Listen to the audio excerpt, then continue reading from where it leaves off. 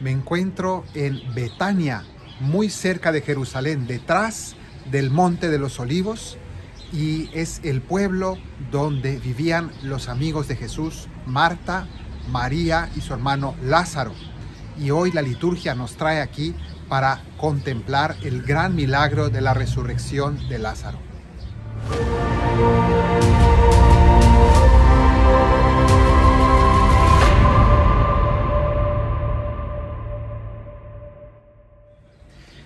Durante la Cuaresma, la liturgia nos ha llevado a través de distintos lugares. Primero nos llevó al desierto de Judea con Jesús, en ese gran retiro que él hizo. Después nos llevó a otro retiro sobre el monte Tabor a contemplar la gloria de Cristo.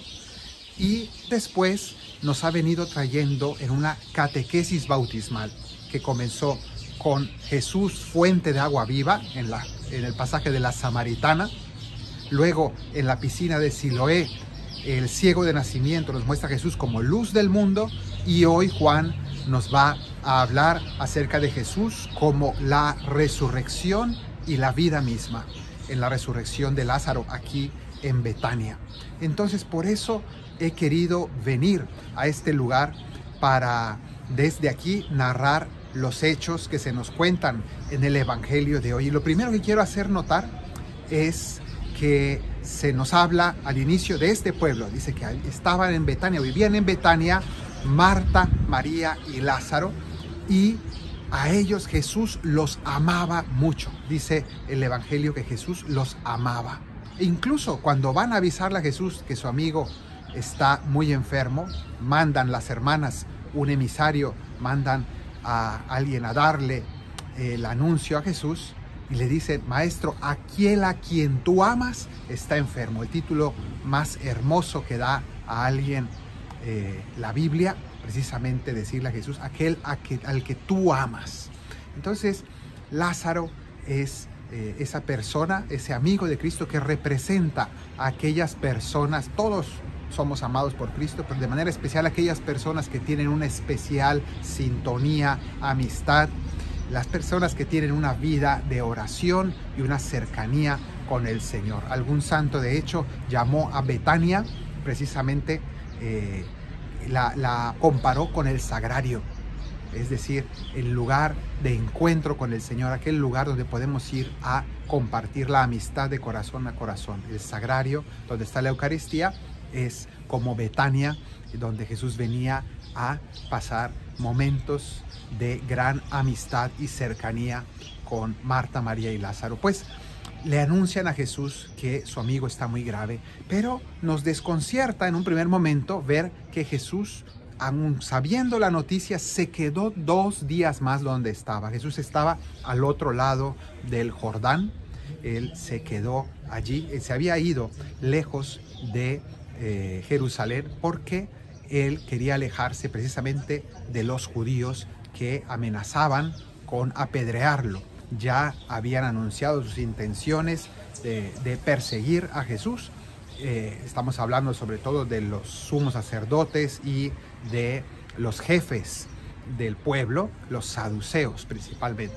Y entonces Jesús se aleja del ambiente del templo, del ambiente de Jerusalén, yéndose al otro lado del Jordán, y hasta allí van a avisarle. Se quedó 2 días más y no vino inmediatamente a curar a su amigo.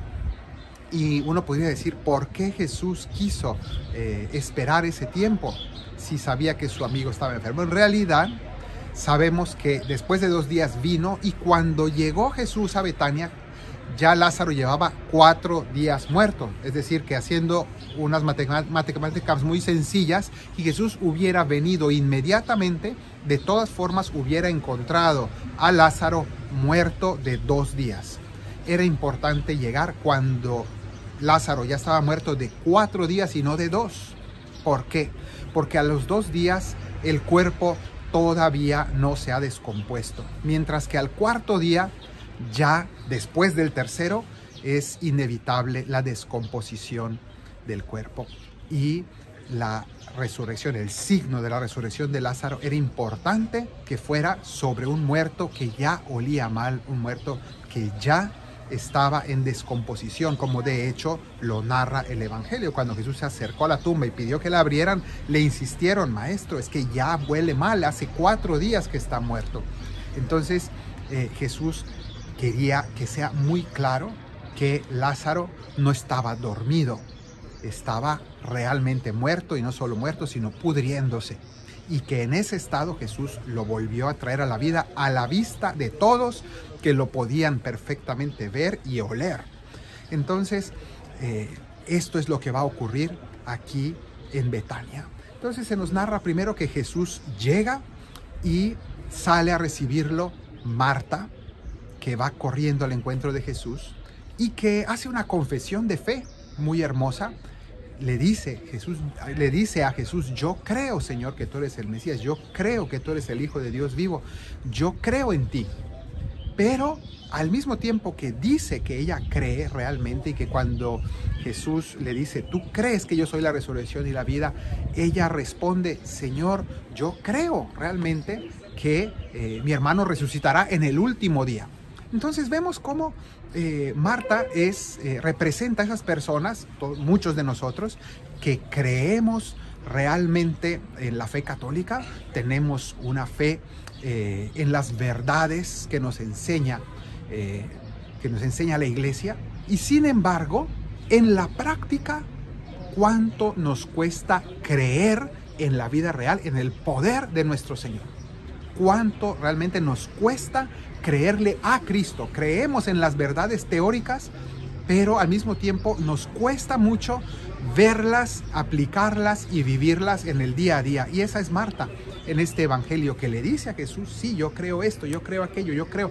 Tiene una fe muy completa, una cabeza muy bien formada en la fe, y sin embargo no concibe que Jesús pueda obrar este milagro. Incluso cuando le dice: yo sé que todo lo que le pidas al Señor te lo concederá, y sin embargo ese paso de la teoría a la realidad, a la práctica, le cuesta muchísimo darlo. Entonces vemos esta realidad que nos representa muy bien.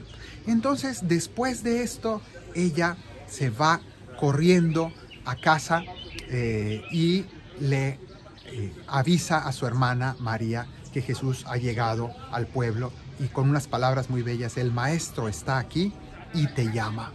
El maestro está aquí y te llama. Ella inmediatamente se levanta y va al encuentro de Jesús corriendo, y la siguen muchos de los judíos que habían venido de Jerusalén, que está bastante cerca de aquí, caminando. Entonces muchos de ellos, porque esta era una familia muy conocida, una familia importante, entonces muchas amistades habían venido a consolar a las hermanas por la muerte de su hermano, y la acompañan a María, la siguen, y sin embargo a distancia ven que ella había ido a ver a Jesús. Habían creído que venía a llorar a la tumba, y sin embargo ven que fue a encontrar a Jesús, y Jesús vuelve a tener ese diálogo. Ella se postra ante Jesús y se conmueve, empieza a llorar. También le reclama: maestro, si hubieras estado aquí, mi hermano no habría muerto. Y entonces Jesús, al verla llorar y a ver el ambiente que había de aflicción, porque Lázaro era un hombre amado por Jesús y por muchas personas. De hecho, al ver esto, Jesús se conmueve y empieza a llorar, tanto que los demás empiezan a decir: miren cómo lo amaba, de verdad lo amaba muchísimo. Y parece ser que esta es la única vez que Jesús lloró a la vista de los demás en público. Sabemos de otros 2 momentos donde Jesús lloró.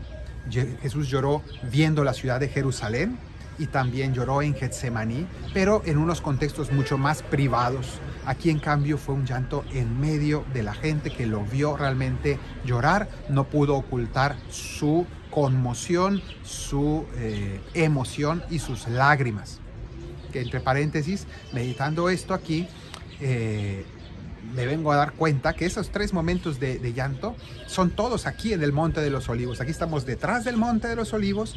El llanto ante Jerusalén fue sobre el Monte de los Olivos, y finalmente Getsemaní está al otro lado, debajo del Monte de los Olivos, frente a las murallas de Jerusalén. Pero digamos que este monte de los olivos fue 3 veces regado por las lágrimas de nuestro Señor, de un lado encima y del otro lado por debajo.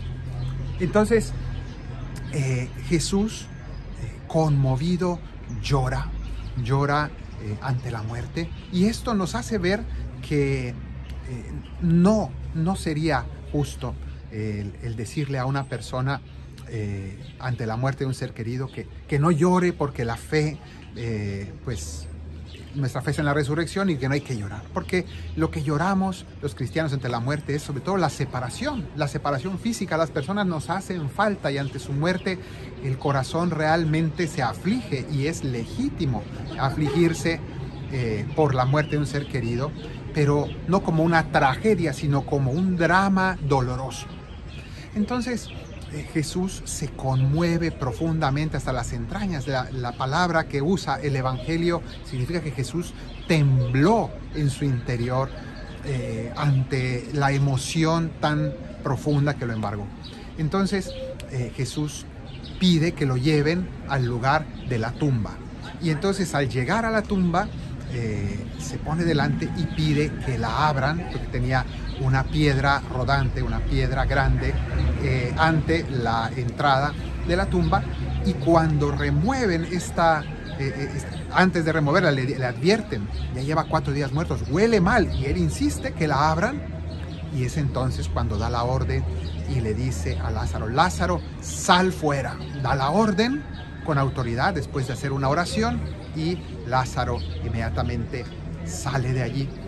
Y siguiendo esto ya como desde un punto de vista alegórico, metafórico, también es muy interesante, porque podemos ver que en realidad Jesús, al amarnos tanto, cuando viene a nosotros la muerte espiritual, que es el pecado, el Señor se aflige, se conmueve, pero si nosotros se lo permitimos con nuestra fe, Él nos quiere dar la vida de nuevo, nos quiere resucitar por dentro, y nos manda que salgamos, que saquemos esa muerte que llevamos dentro por el pecado a través de la confesión, y nos dice por nuestro nombre, como a Lázaro: sal fuera, saca ese pecado en la confesión.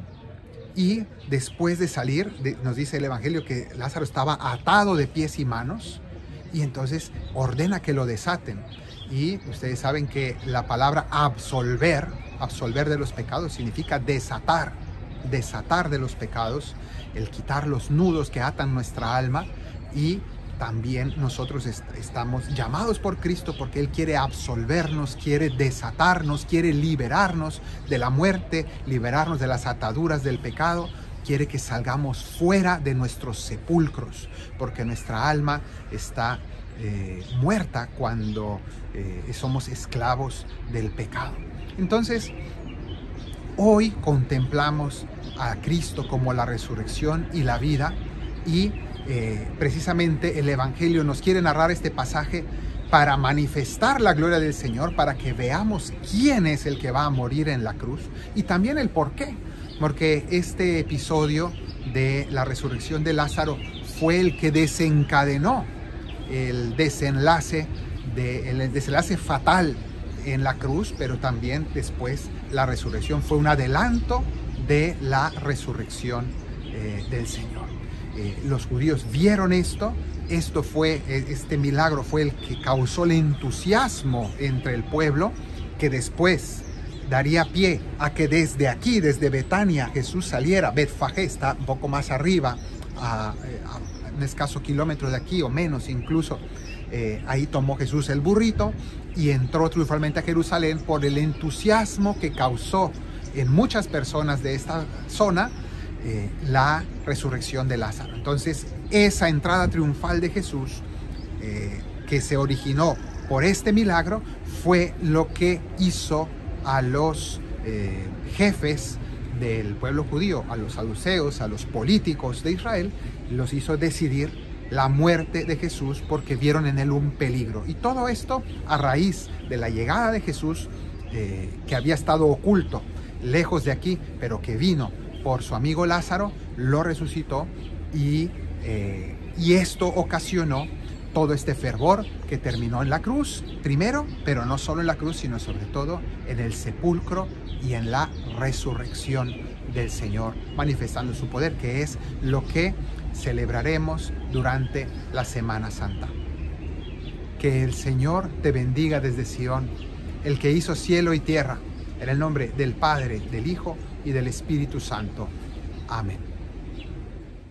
Si quieres venir a Tierra Santa conmigo y participar de uno de mis grupos de peregrinación y hacer una experiencia espiritual en la Tierra Santa, visita mi página de internet, mi página web peregrinacionbiblica.com, donde podrás encontrar los datos de las próximas peregrinaciones que organizo. Yo no guío grupos ajenos, sino aquellos que yo organizo, y estás cordialmente invitado a participar de mis grupos.